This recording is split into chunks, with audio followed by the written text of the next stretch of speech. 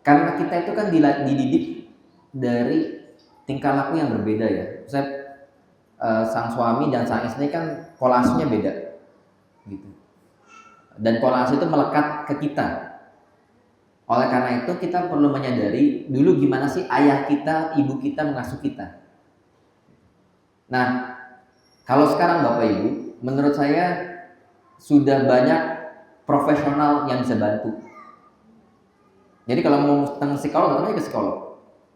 Sudah banyak profesional yang bisa bantu. Yang kedua,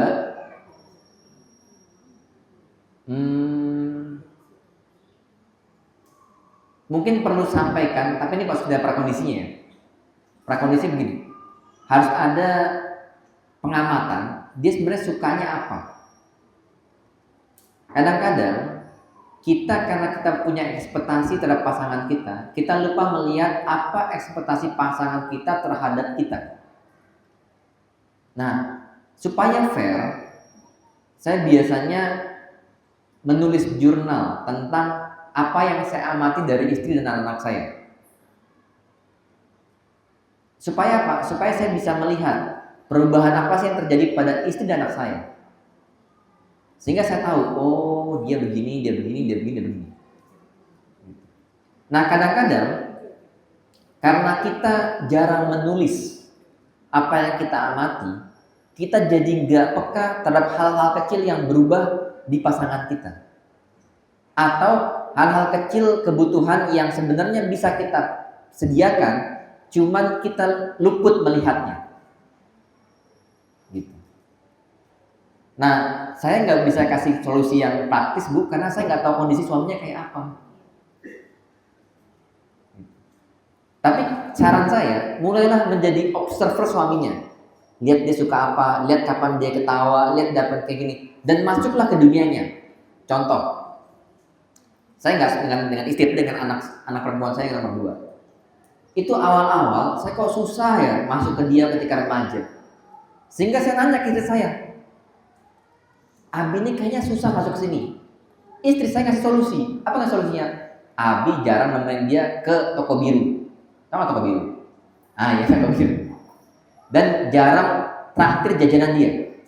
Saya pikir itu emang penting buat dia. Akhirnya saya mulailah membawa dia jajan ke toko biru.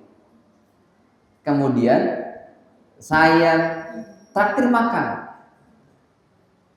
Luluh hatinya. Oh gitu doang ternyata ya. Iya, sangat gampang itu aja teman. Nah jangan-jangan suami dia itu cuman pengen dikasih teh tiap pagi, selesai urusan. Atau cuman pengen kalau pagi-pagi diginiin. Cuman karena kita nggak nyadar, dia juga sungkan, diem-dieman. Dan karena diem-diemannya panjang tuh diem-diemannya dia. Sehingga jadi sesuatu yang problem. Nah, apalagi saya itu, ini kasusnya karena kebetulan anak laki-laki saya sudah di pesantren, anak perempuan saya ada. Dulu anak perempuan saya mau saya peluk, sekarang nggak mau. Saya pikir apa karena balik nggak mau ya? Saya kan jadi penasaran. Saya bikinlah jurnal menaklukkan hati dia. Ternyata saya menemukan teknik memijat kaki. Nah, sebelum dia tidur saya pijat kakinya. Habis itu mau dipeluk sama saya. Apa yang ternyata ini karena bapaknya psikolog ya. Tapi ini sebenarnya dilakukan oleh semua ayah dan semua ibu. Ternyata mungkin dulu ketika saya dengan dia, mungkin saya pernah marah, pernah ini sehingga mengakibatkan dia jadi agak sungkan dengan saya. Tapi begitu saya deketin, saya masuk ke dunianya, saya masuk ke ininya, saya. Nah, itu kadang-kadang kita luput. Apalagi saya sampai menginstal Roblox dan FIFA elektronik. Ini usaha saya mendekati anak nih Pak. Jadi saya sampai punya Roblox dan FIFA elektronik untuk apa? Untuk bisa main sama anak. Kan sekarang ada FIFA EF itu yang bisa main di HP. Saya install tuh. Cuman Abi juga punya loh. Supaya saya bisa ngobrol sama anak. Setelah saya ngobrol dengan anak, Kemudian ya udah, kan bisa ngobrol kan. Terus akhirnya anak saya, karena saya punya Roblox, saya tahu kamu kalau main Roblox harus yang kedewasaannya sekian, gak boleh lebih dari ini. Dan itu saya ngomong nih, saya kasih nih kedewasaan begini ya, ini begini ya. Akibatnya apa? Anak saya gampang saya atur, karena saya masuk ke dunianya. Nah, dalam bahasa psikologi ada seorang ahli psikologi namanya Erikson memberikan framework namanya accept and utilize. Terima dan gunakan gaya itu. Kalau bahasa gampangnya, cek dunianya, masuk ke dunianya, kemudian gunakan dunia itu. Contoh begini, Bapak mau deketin orang ini. Orang ini suka ngomong ikan. Cara paling gampang deketin dia adalah ngomong ikan. Mancing ikan, pasti nyambung langsung. Sama, cara paling gampang deketin suami kita adalah cek kesukaan suami kita apa.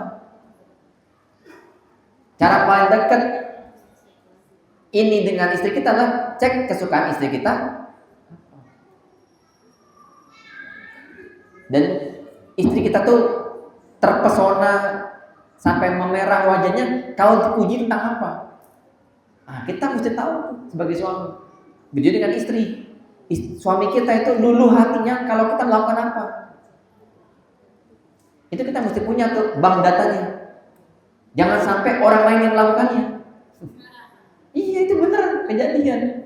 Karena saya pernah ngalamin. Apa yang ngalamin itu ada yang kosong karena kejadian begitu. Jangan sampai itu.